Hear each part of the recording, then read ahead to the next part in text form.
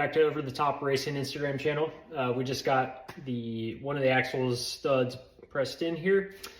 So ended up using a ball joint press or ball joint installer tool with just a socket to put around the axle stud and just a little bit of WD-40 to lubricate.